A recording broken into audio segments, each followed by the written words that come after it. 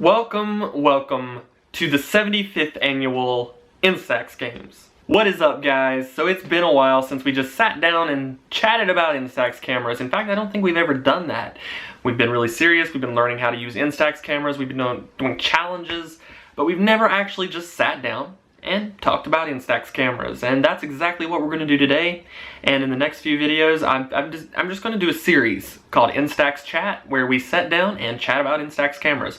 They're my absolute favorite film camera. If you don't own an Instax camera, now's the time to get one. Actually, just like stop the video and go buy one and then come back. Or if you're considering getting one, watch this entire video and then go watch all the other 100 and some or more videos that I have on my channel about Instax cameras. Or if you've already got an Instax camera, sit back, relax, and let's enjoy this chat. The thing that I always get questions about is which Instax camera is right for me.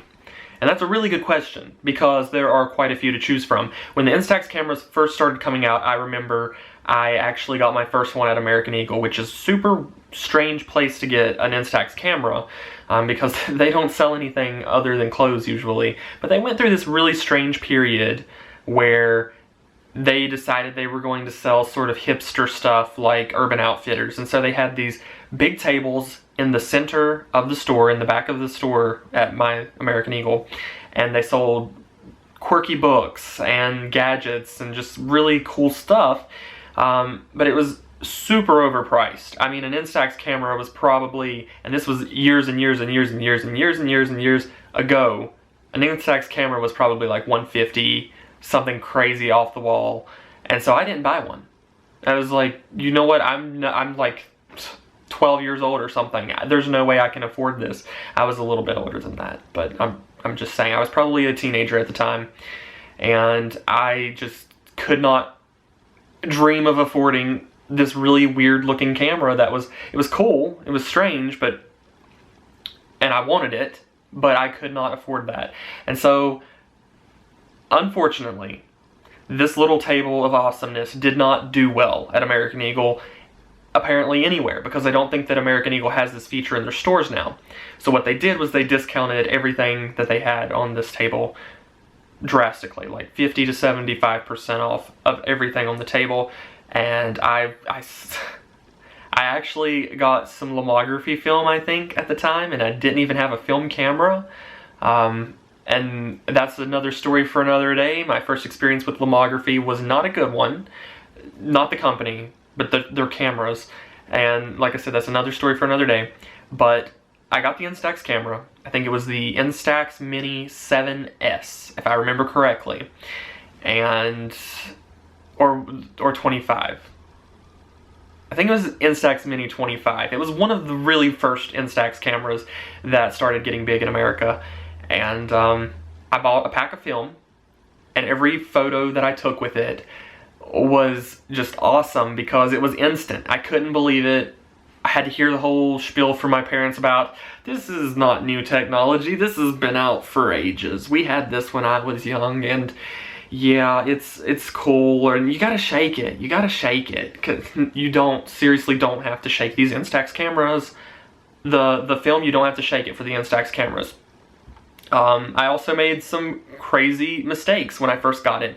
And I mean, I've been dealing with these cameras for years and years, but when I first got this camera, I thought, I'd been reading stuff about like Impossible Project and how cold storing film, and I was just learning about film. I knew nothing about film, even though my generation was sort of the last generation to have it readily available.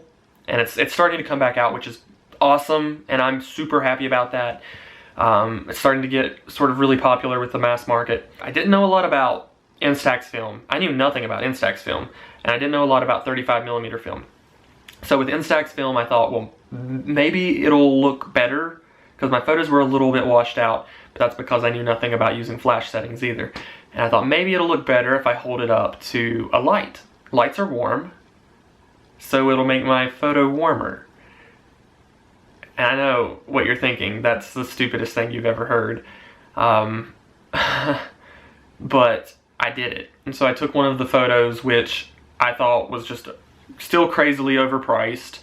The price on the Instax film has not changed a lot since then, so it's actually stayed pretty consistent which means that's a good thing. And I held it up to a light, and when I looked at the photo, there was this huge black splotch in the center. It was like purplish black, dark blue, and the photo was ruined. But I kept it anyway because I thought, well, you know what, that's cool. But anyways, back to the main topic of this video, which Instax camera should you get? The first thing I'm going to tell you is the one that you can get right now, because any introduction to the world of Instax cameras is a good one, and we're at the point where all of the Instax cameras that are being produced are good. The quality is good, the price for the film is reasonable, it's not outrageous because it's becoming so popular. And it's a great time to be getting into Instax cameras. So there's a few things you need to consider. The first thing, and I've made me a list, first thing you need to consider is the size that you want, because there are two really main sizes at the point of this video. Instax is working on more, I already know about this, but there are two main sizes that I want to talk to you about. And these are really popular, really easy to get. Check out the link in the description if you want a great price on any of these Instax cameras. But this is the sort of average size that's going to get you the little tiny business card sized photos. This is the Instax 90, give you a brilliant little photo. And it has quite a few features on the back as well. Now the Instax Wide 300 is also a favorite of mine, but it's a lot bigger, as you can see. I'm going to just show you a comparison of the cameras turned on.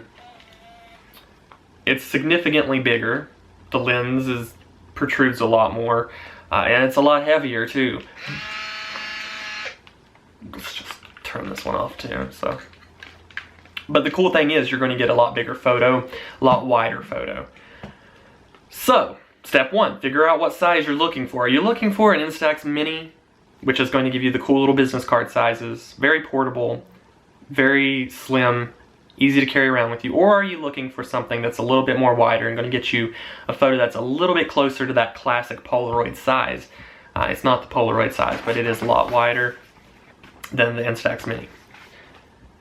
Next thing you need to think about is the color and style that you're looking for, because there are a ton of these Instax cameras right now, and I mean, by a ton, I mean you're looking at probably like 5 to 10 different choices anywhere you shop for them. There are a lot of different models and a lot of different colors. I think there's even like Hello Kitty ones. There's a ton of different versions. Decide what you're looking for. Are you looking for something with like a classic style, or a more pop culture, bright style? Because they have a lot of really bright colored Instax, which is cool. The last thing that I want to talk to you about are the features and like the digital controls. I get so many questions about the digital aspect of these. There's really nothing digital about an Instax camera. They have a few buttons and an LCD screen. But aside from that, there's nothing digital about them. They're very analog. And if you're looking for a little bit more control over the exposure or the photo that you're going to get, because I know so many people want redos, and with this, you don't get a redo, which is what I love about it. You're going to want to look into like the Instax printer. You're still going to get the Instax photos, but you're going to get that app to where you can edit the photo and sort of just print what exactly it is that you want. I'm still a fan of these. I don't even own an Instax printer just because the whole point for me is to shoot analog and to sort of push digital back a little bit. And let's just focus on the technology that's been here forever, that is really cool and really relevant, that we need to get back into. I love these cameras. I don't know, what do you think? Which Instax camera do you think is the best? I like them all, I really truly do. This one's always going to hold a special place in my heart just because of the fantastic photos that it takes. But what do you think? What's your opinion? If you have a topic suggestion for the next Instax chat, be sure to leave it in the comments section. And subscribe if you love Instax cameras or cameras in general, and I will see you guys later.